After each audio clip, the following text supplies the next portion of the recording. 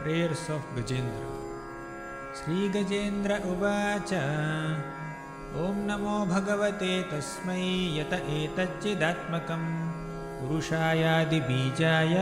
परेशायाभिधीमहि यस्मिन् इदं यतश्चेदं येनेदं य इदं स्वयं योऽस्मात् परस्माच्च परस्तं प्रपद्ये स्वयंभुवम् यस्वात्मनीदं निजमाययार्पितं क्वचित् विभातं क्वचित् तत्तिरोहितम् अविद्धदृक्साक्षुभयं तदीक्षते स आत्ममूलोऽवतु मां परात्परः कालेन पञ्चत्वमितेषु कृत्स्नसो लोकेषु पालेषु च सर्वहेतुषु तमस्तदासीद्गहनं गभीरं यस्तस्य पारेऽभिविराजते विभुः न यस्य देवा ऋषयः पदं विदुर्जन्तुः पुनः कोऽर्हति गन्तुमीरितुं यथा नटस्य कृतिभिर्विचेष्टतो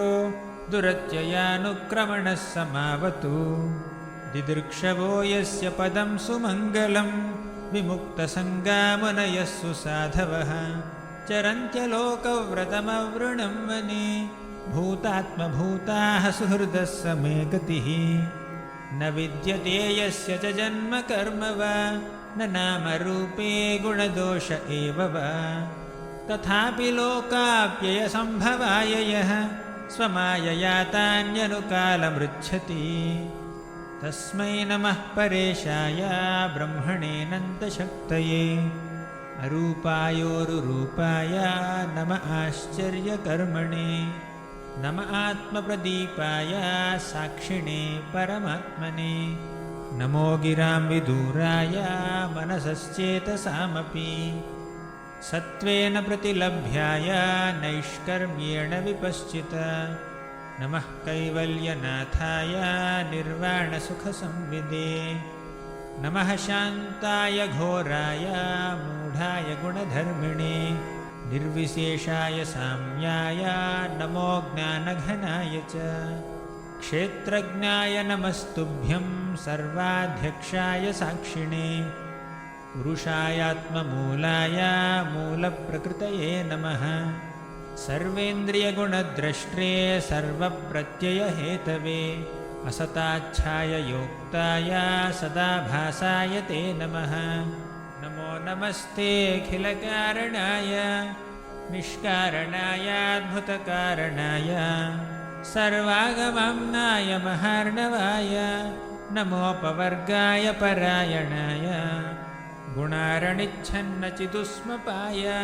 तत्क्षोभविस्फूर्जितमानसाय नैष्कर्म्यभावेन विवर्जितागम स्वयं प्रकाशाय नमस्करोमि मादृक्प्रपन्नपशुपाशविमोक्षणाय मुक्ताय भूरिकरुणाय नमोलयाय स्वांशेन सर्वतनुभृन्मनसि प्रतीत प्रत्यग्दृशे भगवते बृहते नमस्ते आत्मात्मजाप्तगृहवित्तजनेषु सक्तैर्दुष्प्रापणाय गुणसङ्गविवर्जिताय मुक्तात्मभिस्वहृदये परिभाविताय ज्ञानात्मने भगवते नम ईश्वराय यं धर्मकामार्थविमुक्तिकाम भजन्त इष्टां गतिमाप्नुवन्ति किं चाशिशोरात्यपि देहमव्ययं करोतु मेदभ्रदयो विमोक्षणम् एकान्तिनो यस्य न काञ्चनार्थं वाञ्छन्ति ये वै भगवत्प्रपन्नाः अत्यद्भुतं तच्चरितं सुमङ्गलं गायन्त आनन्दसमुद्रमग्नाः तमक्षरं ब्रह्म परं परेशम् अव्यक्तमाध्यात्मिकयोगगम्यम् अतीन्द्रियं सूक्ष्ममिवातिदूरम् अनन्तमाद्यं परिपूर्णमीडे यस्य ब्रह्मादयो देवा वेदा लोकाश्चराचराः नामरूपविभेदेन फल्व्याचकलया कृताः यथार्चिषोऽग्नेः सवितुर्गभस्तयो निर्यान्ति संयान्त्यसकृत्स्वरोचिषः तथा यतोऽयं गुणसम्प्रवाहो बुद्धिर्मनः खानि शरीरसर्गाः स वै न देवासुरमर्त्यतिर्यन् न स्त्री न षण्डो न पुमान् न जन्तुः नायं गुणः कर्म न सन्न चासन् निषेधशेषो जयतादशेषः जिजीविषेनाहमिहामुया किम् अन्तर्बहिश्चावृतये भयोऽन्या इच्छामि कालेन न यस्य विप्लवस्तस्यात्मलोकावरणस्य मोक्षम् सोऽहं विश्वसृजं विश्वम् अविश्वं विश्ववेदसं विश्वात्मानमजं ब्रह्मा प्रणतोऽस्मि परं पदम् योगरन्धितकर्माणो हृदि योगविभाविते योगिनोऽयं प्रपश्यन्ति योगेशं तं नतोऽस्म्यहम् नमो नमस्तुभ्यमसह्यवेग शक्तित्रयायाखिलधिगुणाय